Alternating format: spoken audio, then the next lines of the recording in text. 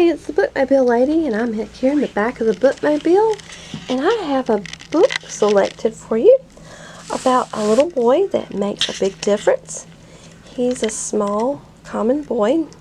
His name's, and the book is called A Bean, a Stalk, and a Boy Named Jack, and it's how he can make a difference. The author is Joyce, and the illustrator is Kenny Calcutt.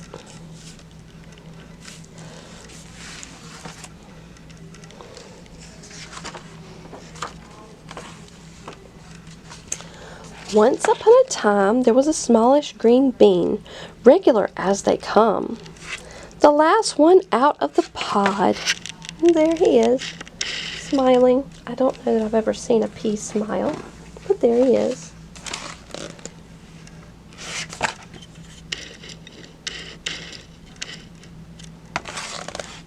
Did it look like a bean that would make a difference? Did it look like a bean of destiny? Hardly. But, you know, things can happen. And there he sits on the spoon.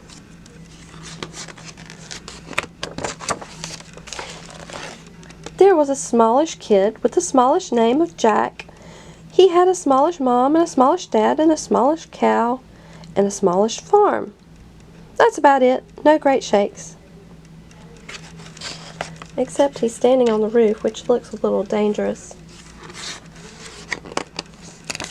But, like I said, things can happen. There he is, walking his cow, with the bird following.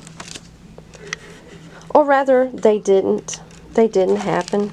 As in, it didn't rain for so long that the crops dried up, and the wells dried up, and the rivers, and the lakes, and the moats, and the bird baths all dried up. So the people were thirsty, the fish were uncomfortable, the birds were unbathed, and the king's royal pinky had become stinky. And you look at the poor princess, she's out trying to get air because of the stinkiness coming from her father's pinky. I require that my pinky be made unstinky, he says. And all the stinky animals down below, and poor Jack trying to fish with no water. Since there was no water to be had, everyone in the kingdom had to cry enough tears so the king could wash his pinky. And the princess looks absolutely embarrassed.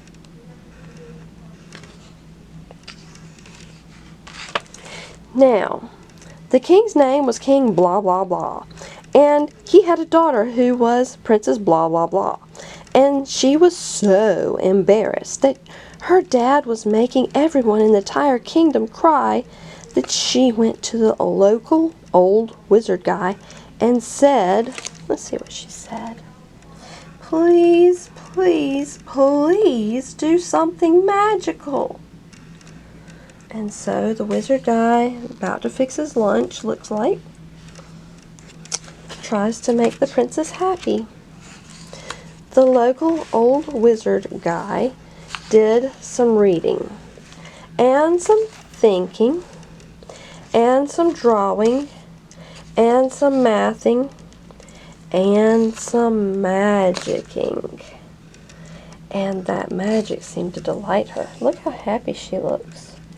And he aimed it straight at his plate of beans, but he landed only on the very little bean, last little bean that came out of the pod. And you know, things started to happen. And the bean went plop, plop, plop down the wizard's beard all the way to Jack.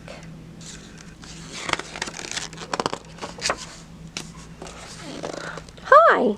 I'm a smallish magic bean, said the bean. Hi, I'm a smallish regular kid, said Jack. Well, let's do something big, suggested the bean. Okay, replied Jack. I like your style, Jack. Back at you, Bean. All we need to do is dig a hole.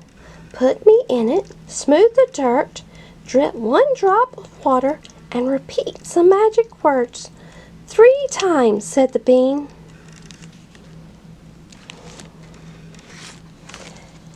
Let's give it a try, a go. Wow, those are the magic words.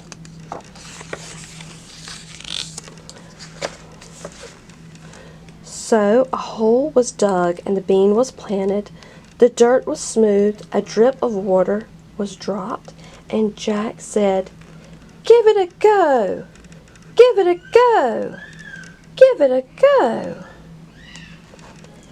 Good luck, Bean. Back at you, Jack.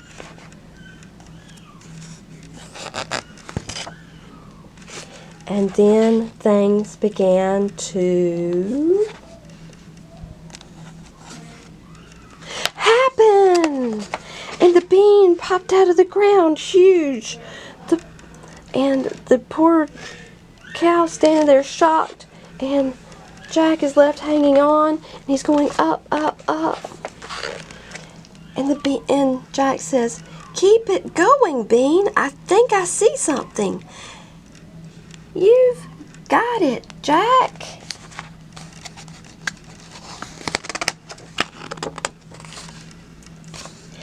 Interesting pipes, Bean. Giant pipes, Jack.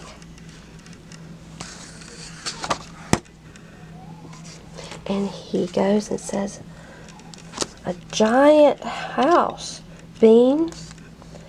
And big bubbles, Jack. Give me a little help, Bean." "Right a Rooney, Jack." And he comes off the back of the bean, up into the air, and into the window. What do you think he found? The bubbles were coming from a really big bathtub in which there sat, guess who? "Hi, I'm smallish giant kid named John." "Hey, I'm a smallish regular kid named Jack." And Jack is in a bubble.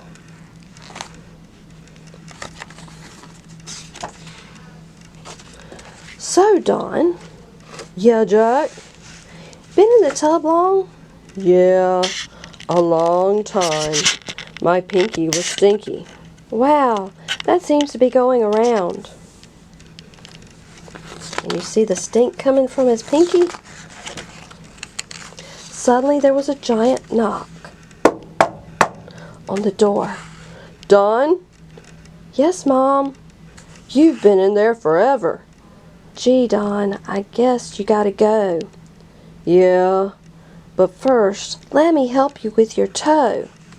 And so he grabbed Don's toothbrush, it looked like, and scrubbed his toe and got it good and clean.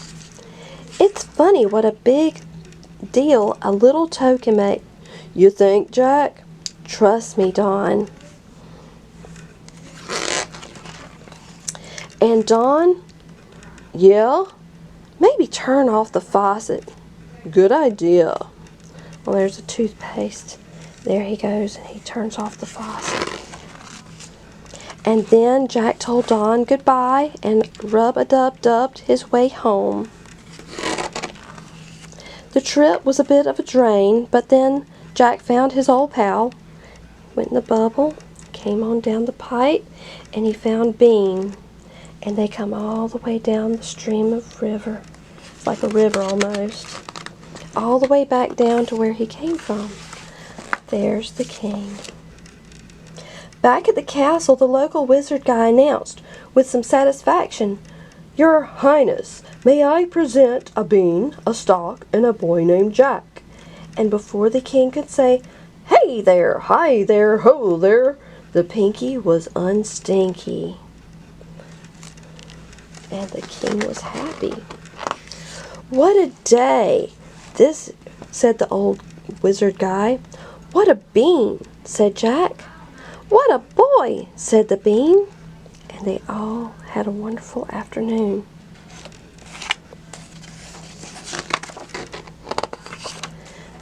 "I'm thirsty," thirsty, said the bean. Uh-oh, beans usually grow if they drink.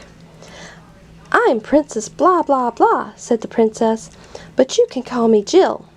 Well, Jill, want to fetch a pail of water for my pal? Asked Jack. Sounds fun, said Jill, and so Jack and Jill went up the hill. They did. The end, sort of, but you know, they went up the hill to fetch a pail of water. Remember? The end. And as you can see, this is a bookmobile book. Thank y'all.